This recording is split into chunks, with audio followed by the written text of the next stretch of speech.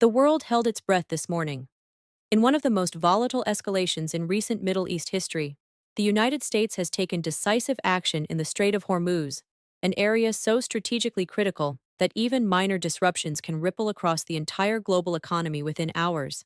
But this is not minor. This is a pressure point, and it is now at risk of breaking. Overnight, tensions between Washington and Tehran surged after diplomatic efforts collapsed, pushing both sides closer to direct confrontation. Oil markets reacted immediately. Prices jumped sharply as fears spread that one of the world's most vital energy choke points could once again be disrupted, or worse, militarized. At the center of this crisis lies a narrow stretch of water between Iran and Oman. It is through this corridor that nearly a fifth of the world's oil supply flows. Any threat to its stability is not just regional, it is global, and now that stability is unraveling. Recent reports confirm that the United States has intensified its operational posture in the region following stalled negotiations with Iran. At the same time, Tehran is facing mounting internal and external pressure, including economic strain, political unrest, and increasing isolation. The result is a dangerous convergence. On one side, a global superpower signaling that it will not tolerate disruptions to international shipping lanes. On the other, a regional power that has repeatedly demonstrated its willingness to leverage the Strait of Hormuz as a strategic bargaining chip. Behind closed doors, proposals are being exchanged. Iran has reportedly floated a plan to reopen the strait and de-escalate tensions, though crucial issues, including nuclear negotiations, remain unresolved. To understand why the Strait of Hormuz is once again at the center of global tension, it is necessary to go beyond the immediate headlines and examine the deeper architecture of this conflict, an architecture built over decades of mistrust, strategic competition, and repeated near misses. The Strait of Hormuz is not just a maritime passage. It is a geopolitical choke point that has defined energy security policy for generations. For Iran, it is both a geographic advantage and a strategic lever. For the United States and its allies, it is a critical vulnerability that must be protected at all costs. The roots of today's escalation stretch back to the broader US-Iran confrontation that intensified after the collapse of nuclear diplomacy in the late 2010s. Since then, the relationship has moved in cycles. Periods of cautious negotiation followed by sharp breakdowns and military signaling. A key turning point came when diplomatic frameworks designed to limit Iran's nuclear capabilities began to deteriorate. As enforcement mechanisms weakened, mutual suspicion deepened. Each side began preparing for the possibility that diplomacy would fail permanently. Over time, the Strait of Hormuz became a recurring flashpoint. Iran has historically used pressure tactics in the region to signal leverage during moments of negotiation breakdown. Meanwhile, the United States and its allies have consistently increased naval presence in response, framing it as a deterrent strategy aimed at keeping shipping lanes open. This pattern created a familiar but dangerous rhythm: escalation, containment, partial de-escalation, and then escalation again. In recent months, however, that rhythm has accelerated. Economic pressure inside Iran has intensified, driven by sanctions, inflation, and reduced access to global financial systems. At the same time, regional rivalries have expanded, pulling in additional actors and increasing the complexity of any potential resolution. The latest crisis began to form when diplomatic engagement once again stalled. Negotiations that were intended to reduce tensions instead exposed how far apart both sides remain on core issues. Among them are nuclear verification, sanctions relief, and regional security guarantees. As talks weakened, military signaling strengthened. Naval deployments in the Gulf region increased. Surveillance activity intensified. Strategic communication channels remained open, but increasingly fragile. Each side began interpreting the other's movements through a lens of worst-case assumptions. Within this environment, even routine military positioning can be interpreted as preparation for escalation. That is what makes the Strait of Hormuz uniquely dangerous. It is narrow, heavily trafficked, and essential to global energy flows. But it is also embedded in a long history of confrontation where miscalculation has always been a risk. In past crises, the world has come close to disruption but ultimately stepped back. Tanker seizures, naval confrontations, and targeted strikes have all occurred in this same region without triggering full-scale conflict. But analysts warn that the margin for error is shrinking. Today's situation is different not because of a single event, but because of accumulated pressure, political, economic, and military, building over years and now converging at the same point. And as that convergence accelerates, the region finds itself once again at a familiar crossroads. One path leads to containment through diplomacy and deterrence. The other leads to escalation in one of the most strategically sensitive waterways on Earth. The current escalation surrounding the Strait of Hormuz did not emerge from a single decision. It unfolded in a sequence of tightly connected developments, each amplifying the next until the situation reached its present volatility. According to initial reporting and regional monitoring, the sequence began with a breakdown in high-level diplomatic engagement. Negotiations that had been attempting to stabilize tensions between Washington and Tehran stalled after weeks of indirect communication. The core disagreements, sanctions relief, nuclear oversight, and regional security guarantees, remained unresolved. From that point, the situation shifted from diplomatic uncertainty to operational signaling. Side A, representing U.S. strategic posture, has emphasized deterrence. Naval assets were repositioned in and around critical shipping corridors, including expanded surveillance and escort operations for commercial vessels. Officials argue these measures are defensive, aimed at ensuring freedom of navigation and preventing disruption to global energy supply chains. Side B, representing Iranian strategic messaging, frames the same developments differently. Tehran has described increased foreign naval presence as coercive pressure and a destabilizing factor in the region. Iranian statements have emphasized sovereignty over its maritime borders and warned against what it calls militarized economic corridors. As both sides interpret each other's actions through competing narratives, the risk of miscalculation increases significantly. In parallel, regional shipping activity has become more sensitive. Commercial operators have reportedly adjusted routing schedules, increased insurance coverage, and heightened security protocols for vessels passing through the Strait of Hormuz. Even minor incidents, such as vessel tracking anomalies or electronic interference, are now treated as potential escalation triggers. At the operational level, intelligence assessments suggest a pattern of heightened readiness on both sides. Military observers note increased frequency of reconnaissance flights, expanded radar coverage, and more active naval communication monitoring in the Gulf region. While none of these actions independently confirm offensive intent, collectively they indicate a region moving into a higher alert posture. Uncertainty remains at the center of the situation. Some reports suggest that diplomatic channels are still active behind the scenes, including indirect mediation efforts involving third-party states. These efforts are focused on preventing accidental escalation, while broader political disagreements remain unresolved. However, the key complication is timing. Even if diplomatic backchannels are functioning, they are operating alongside rapidly shifting military deployments and public political messaging. This creates a situation where actions on the ground may outpace diplomatic clarification. There is also disagreement over intent.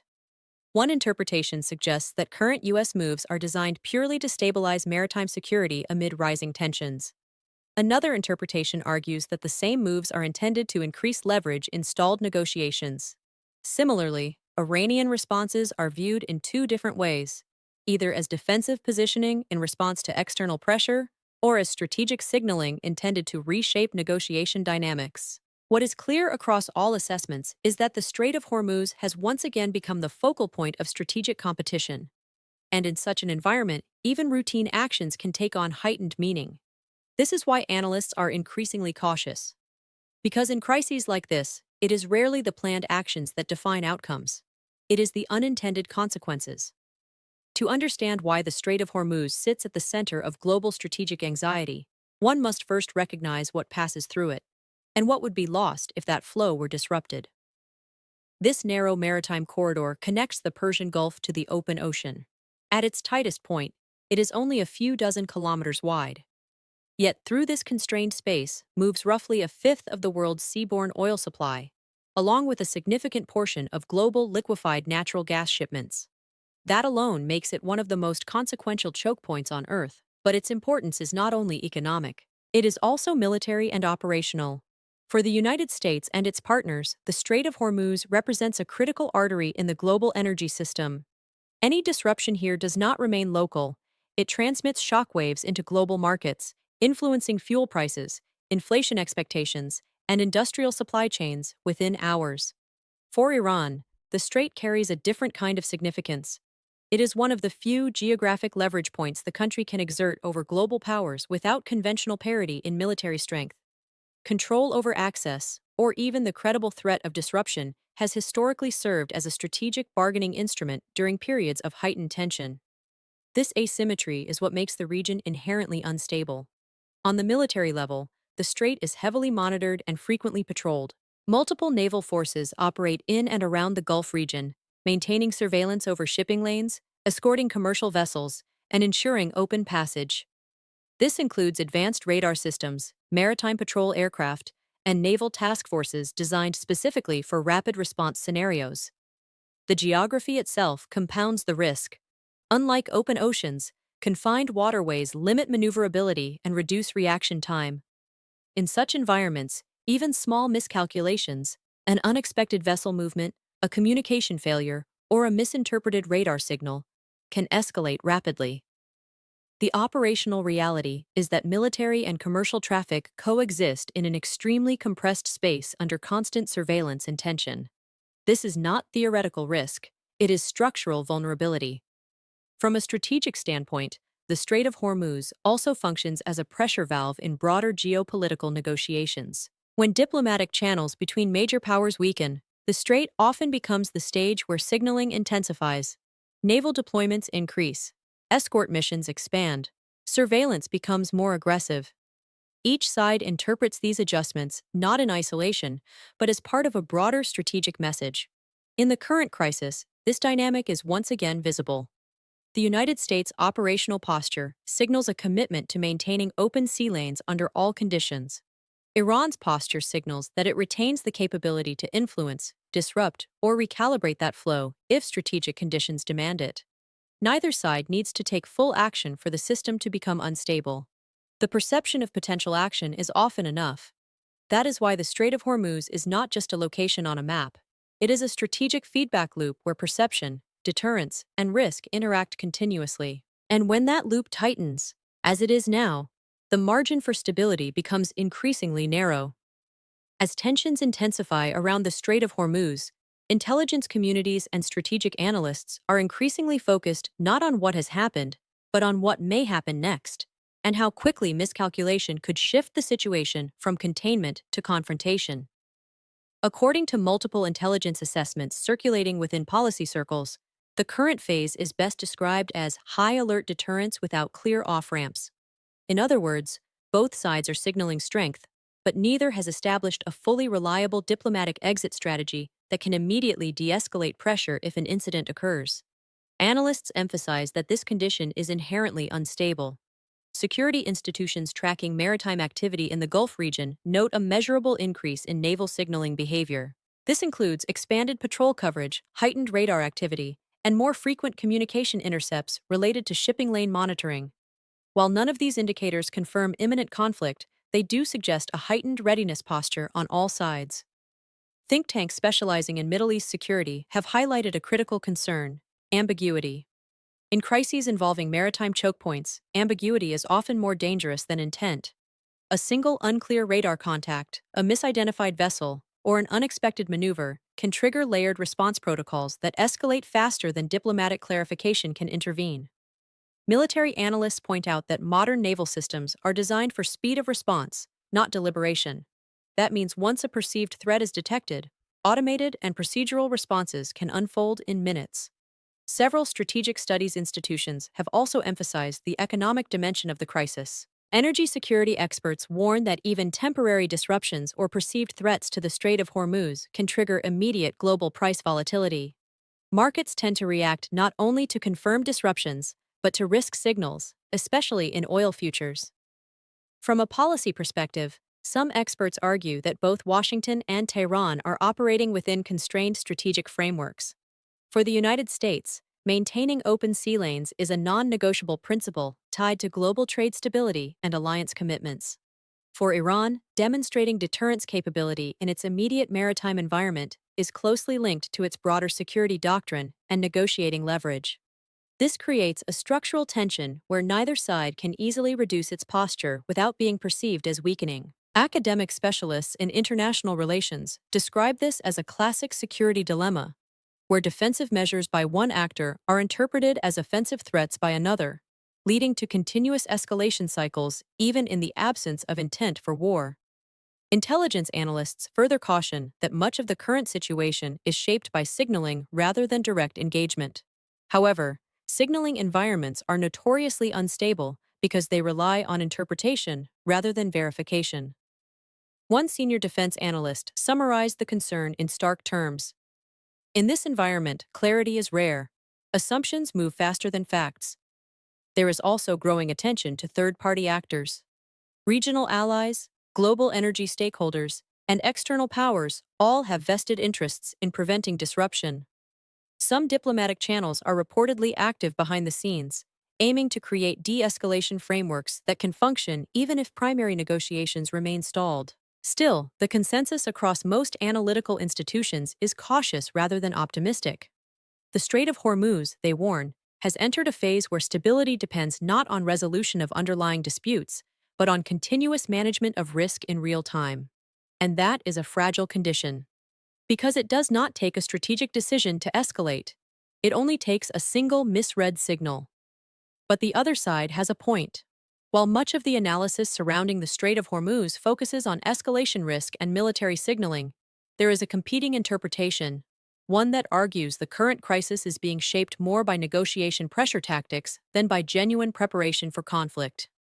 From this perspective, what is unfolding is not a march toward war, but a controlled escalation designed to influence bargaining positions. Diplomatic observers note that both Washington and Tehran have historically used calibrated pressure around maritime routes as a way to strengthen leverage at the negotiating table. In this reading, increased naval presence, heightened rhetoric, and strategic deployments are not indicators of imminent conflict, but tools of signaling within a constrained diplomatic environment. Supporters of this interpretation point to a consistent historical pattern.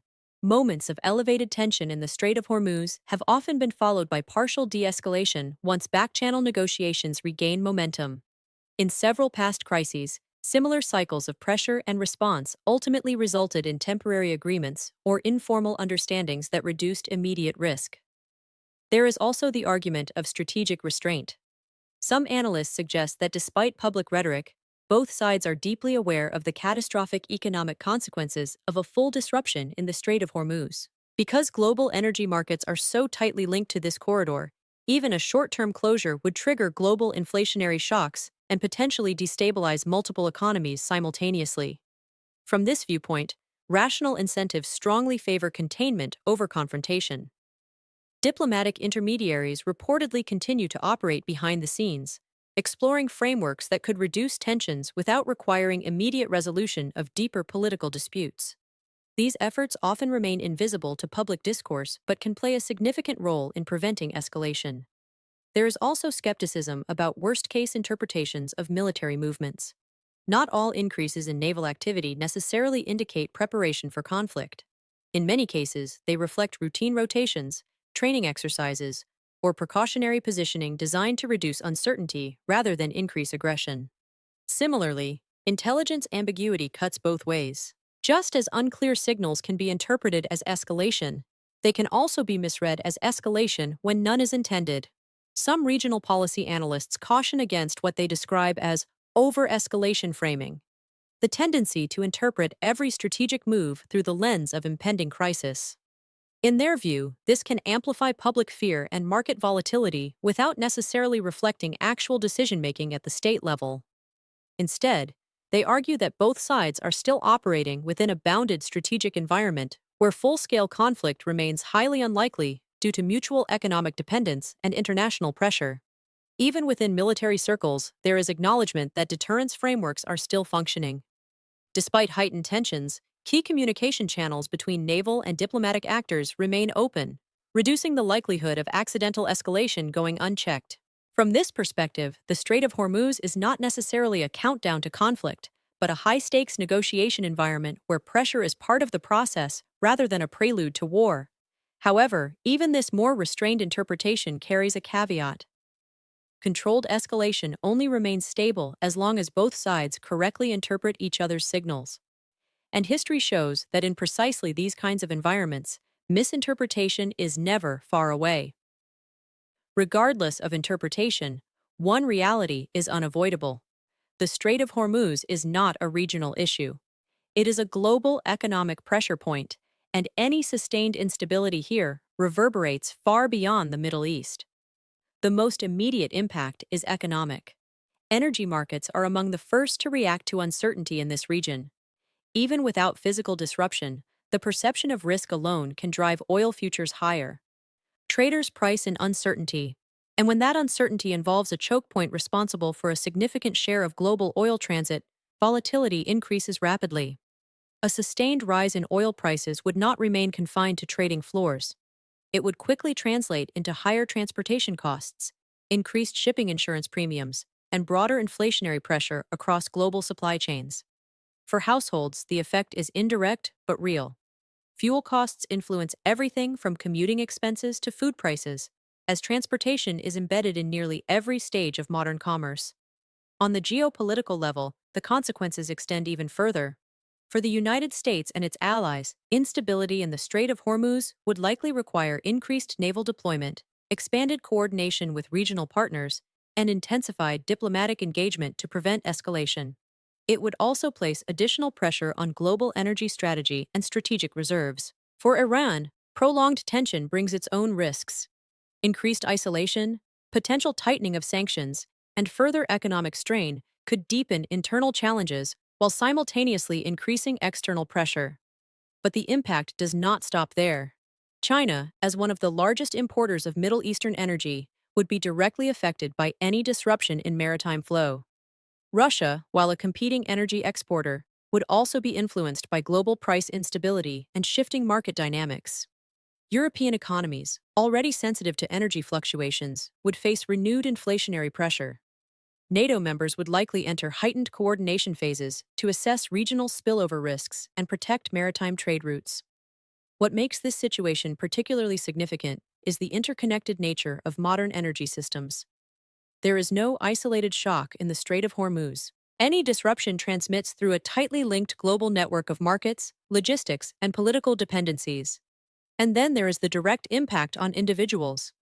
When global oil prices rise sharply, it does not remain abstract. It reaches everyday life through higher fuel prices, increased transportation costs, and rising prices for goods that depend on global shipping. In economic terms, the Strait of Hormuz functions as a multiplier of global risk. Small disruptions can produce disproportionately large effects because of how deeply embedded it is in global trade infrastructure. That is why policymakers around the world monitor this region continuously. Not because it is always in crisis, but because when it moves, everything else moves with it. And right now, the direction of movement remains uncertain. The situation now entering its next phase around the Strait of Hormuz is defined less by confirmed action and more by the rapid sequencing of decisions still unfolding behind closed doors. What happens next will depend on three parallel tracks: diplomacy, military posture, and market reaction. On the diplomatic front, attention is focused on whether back-channel communications can stabilize the situation before further escalation occurs. Historically, even when public negotiations collapse, indirect mediation through third-party states has sometimes created temporary off-ramps. Those channels remain active, but their effectiveness depends on timing and whether trust between the primary actors can hold long enough to prevent a misstep. On the military side, both U.S. and regional deployments are expected to remain at elevated readiness. Naval forces will continue monitoring shipping lanes, escort operations may expand, and surveillance activity is likely to intensify. The key risk is not planned escalation, but incidental escalation, an encounter, miscommunication, or misinterpretation in a highly congested maritime space.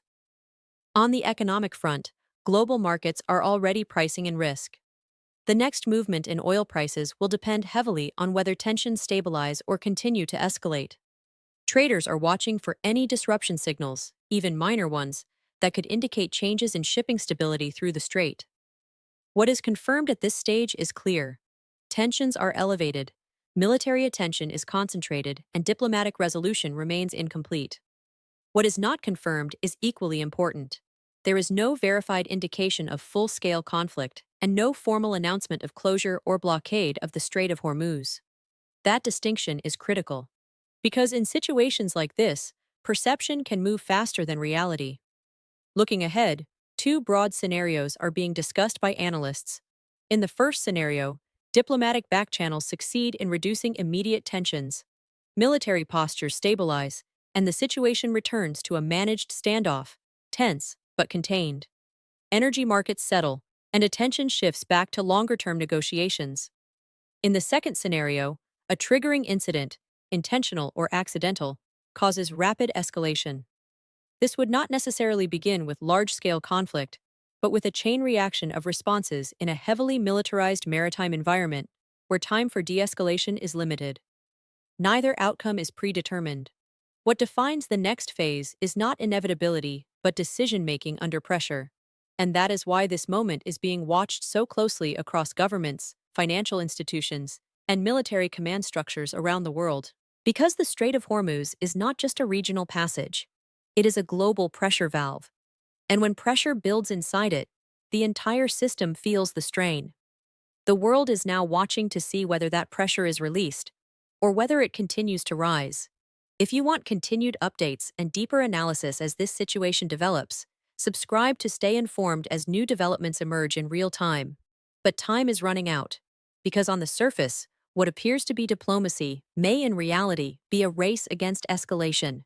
Military assets are already in motion, naval deployments have increased, and both sides are preparing, not just for negotiation, but for the possibility that talks may fail completely.